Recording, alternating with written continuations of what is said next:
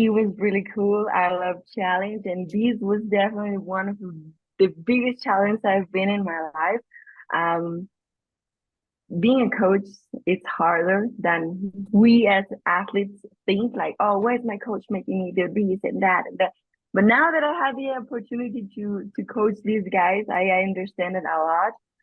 There was a day that I hugged all my coaches and I started crying. And I said, guys, I love you so much. I admire your work, your dedication, everything you do. And it was really, really cool experience. Your team, is one of the most unsung teams in terms of coaches in the game right now. Is this an opportunity that they get a spotlight that we see you coaching them, but we also see the rest of your team? Well, I wanted to make my team feel like my team. I wanted to make them feel like in my family, what we do. Because honestly, I love the way that we train, me and my coaches and then my teammates, because we're like, like a big, big family. We're here to help each other a lot. And that's why I invited all my coaches, my teammates, my sparring partners, my training and conditioning coach, my jiu-jitsu coach, my new jiu-jitsu coach, Gavi, Alessandro and Diego, who are also UFC fighters, for them to have like a lot of advices now that they are in the UFC, and also they are coaches, and also they are, my teammates and my coaches. So it was really cool. I just wanted to make them feel um and to do the things that helped me to be, at this level. You mentioned Diego. He's becoming such a superstar in the UFC in such a quick time.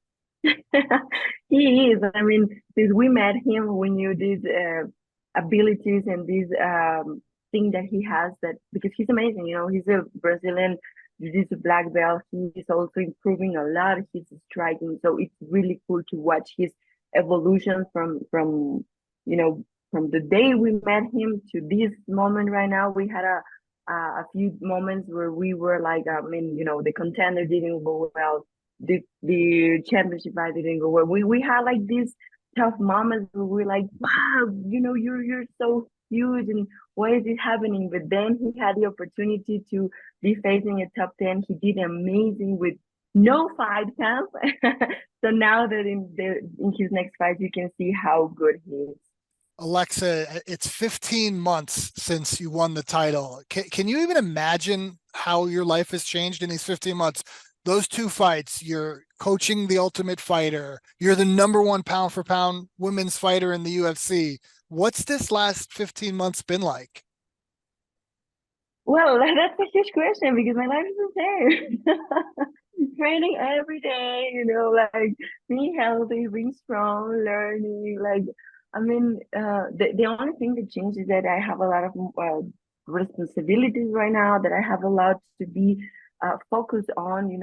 There's a lot of things that, more things that you can lose, So uh, I wake up every single day with this mentality of I have to be better than yesterday, better than yesterday, better than yesterday, keep learning, keep evolving, keep moving, keep doing things better than ever in my life. So it's really cool. I love this moment that I'm living because I've been working so hard for this, like truly, truly so hard for this. And I mean, I'm just happy for everything that's coming, this tough opportunity, yeah, I don't know. I'm just thankful for this life and because of all my hard work. With tough comes the trilogy. Hopefully, you get to put this rivalry, or if it is a rivalry, behind you. Any idea when it would be? And I know you probably want to fight in the Sphere Mexican Independence Day weekend. Is that still your ideal scenario? Of course. I mean, the last year we break records, and not sure what to say, even if it wasn't a pay-per-view event, we broke records at ESPN and UFC Fight Pass. I think the Mexican community is responding really well. I mean that also the UFC has noticed how we love to fight. We always going forward. We always looking for the fight. We're always, brawling and you know yeah, we love the exchange. We love the fights, and as I've seen the interviews from Dana White, and he says that there's gonna be a love letter for the Mexican Independence Day for the Mexicans. I mean, it's huge for me because with Brandon, with Jair, Irene, Lupi, with me, I think we're doing a great job to show how our country is and how we love to fight. So And yeah, this I would love to fight in the sphere. and just being the first combat sports event to be held there is an amazing experience to be a part of as well. Of course, imagine it's gonna be the first MMA event in that place with a different scenario, with different lighting, with different yeah, I mean, I don't know how they gonna do this because it's a hard place, but they say that we're gonna make this and it's gonna be huge. So I trust them. Every single decision the UFC makes is great. You have the first fight submission and the split draw the second one. What do you do to make sure that you will not have to see her a fourth time? Yes, I mean, I knew that in the second round they did a knockdown. It was my mistake, and I finished that moment with an uppercut with a knee. But now I know, now I know how to finish this fight, how to win like perfectly with no judging. So I know how to finish the next fight, and just to make clear, who's the champion, who's the winner from both of us. And I mean, I'm just training harder than ever in my life, improving, and yeah, just waiting for that fight to happen. I saw so much potential, and I'm speaking mostly like about all fighters. But as I had more chance to spend more time with my team, with 8 of them, so yeah, I definitely speak more about my team and my fighters. So. Seeing their potential, it's kind of like saying that they're gonna have brilliant future. Definitely, not all of them got the result what for example they was thinking about. 16 fighters, some lose, some win, but the most important with the experience and training, type of the training what we did for them, and the experience just like in general of this reality, is that made them like stronger person, and they're gonna shoot not maybe not this time, but in another point, and they're gonna be on the very high level, because inside they have this potential.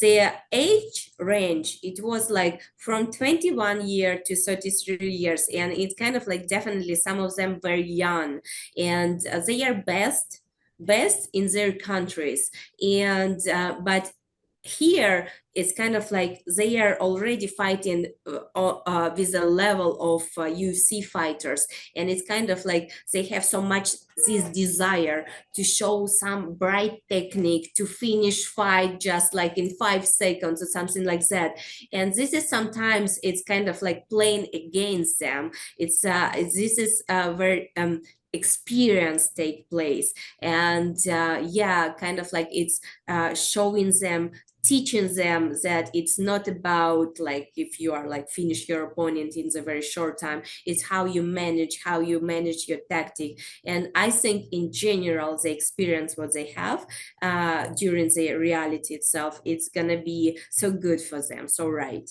What comes with the show, obviously, at the conclusion is the coaches will get to fight. That is a big part of, I'm sure, why you wanted to do the show. How excited are you to get in there and get back what belongs to you that Alexa has right now? Oh yeah, it's every time a fight is the like queen in essence for it's like it's a fight. It's everything what is building around. It's a fight, and definitely my character, my spirit, I live with this action. I cannot live without that action, and definitely this time what I spent like recovering from this surgery, coaching, traveling, it's everything works like so good together that I feel myself self-replenish with the energy and like ready to have like strong training camp and just like put the best performance what I can have. Any idea when that fight will take place? I know there's been a lot of rumblings about September, the Sphere. Is that still something that the UFC is working on? I hope that UC will approach sometime soon with like what they're having in mind, but we didn't speak recently with them. So because after reality was done and it was so intense, so much pressure that I said like I have to have some like traveling time and like before the actually training camp will start. So we took a trip to we went to Alaska, we went to Bermudas, and meanwhile we was like training all the time and like on the nature. We travel, for example, in Washington State. We spent a few days there training with our friends in Washington State. Then we traveled to Colorado. I trained with Rose, New Jersey, New York. I trained with my training partner Richie. He has a gym here, culture.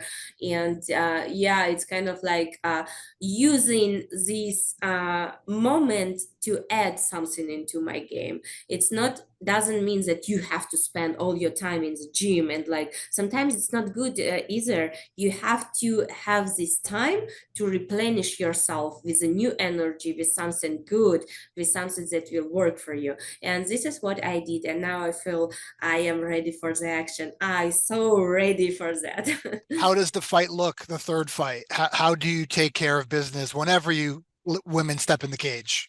I think this training camp is gonna be more focused on finishing, no matter like what kind of finish, submission or KO or like whatever. It's more about you don't wanna someone to ruin the result because of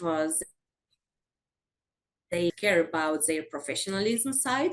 They just having something looks like personal or something like that, and they don't care about how people will think about that. You don't want to let people step in and play their big role in this decision. So I would say this training camp is more focusing on finishing.